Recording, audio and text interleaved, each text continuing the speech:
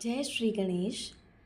इस साल अहोई माता का व्रत 24 अक्टूबर को आ रहा है और अहोई माता की व्रत से रिलेटेड सामग्री, पूजा विधि सब आपको मेरी शॉर्ट्स वीडियो में मिल जाएगा, तो आप प्लीज़ वहाँ जाके विज़िट कर लीजिएगा।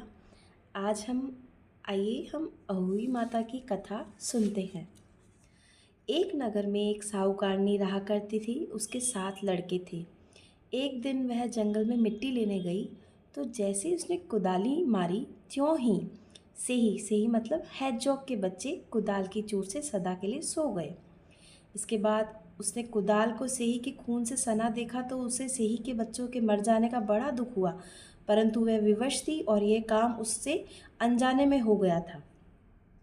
इसके बाद वह बिना मिट्टी लिए ही खेत करती हुई अपने घर आ गई और उधर जब सही अपने घर में आई तो अपने बच्चों को मरा देखकर नाना प्रकार से विलाप करने लगी और दुराशीष देने लगी कि जिसने मेरे बच्चों को मारा है उसे भी इसी प्रकार का कष्ट होना चाहिए।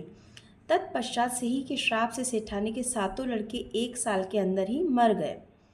इस प्रकार अपने बच्चों को असमय में काल के मुंह में चले जाने पर सेठ सेठानी इतने दुखित हुए कि उन्होंने किसी तीर्थ पर जाकर अपने प्राणों को त्याग देना उचित समझा। इसके बाद वह घर बार छोड़कर पैदल ही किसी तीर्थ की ओर चल दिए और खाने पीने की ओर कोई ध्यान न देकर जब तक उनमें शक्ति और साहस रहा तब तक वह चलते ही रहे, और जब वह पूर्णतः अशक्त हो गए तो अंत में मूर्छित होकर गिर पड़े।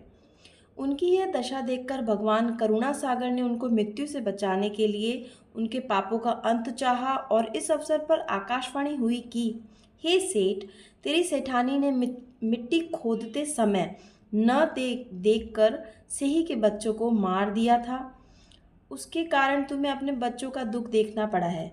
यदि आप पुनः घर जाकर तुम मन लगाकर गौ की सेवा करोगे और अहोई देवी का विधि विधान से व्रत आरंभ कर प्राणियों पर दया रखते हुए स्वप्न में भी किसी को कष्ट नहीं दोगे, तो तुम्हें भगवान की कृपा से पुनः संतान का सुख प्राप्त होगा।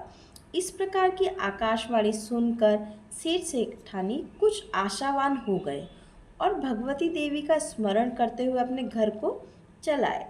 इसके बाद श्रद्धा शक्ति से अहोई माता के व्रत के साथ गौ माता की सेवा करना आरंभ कर दिया, अपितु सब जीवों पर दया भाव रखते हुए क्रोध और द्वेष का परित्याग कर दिया।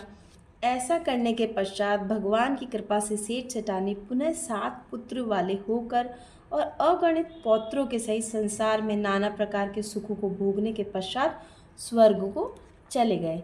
जय हो अहोई माता की जय।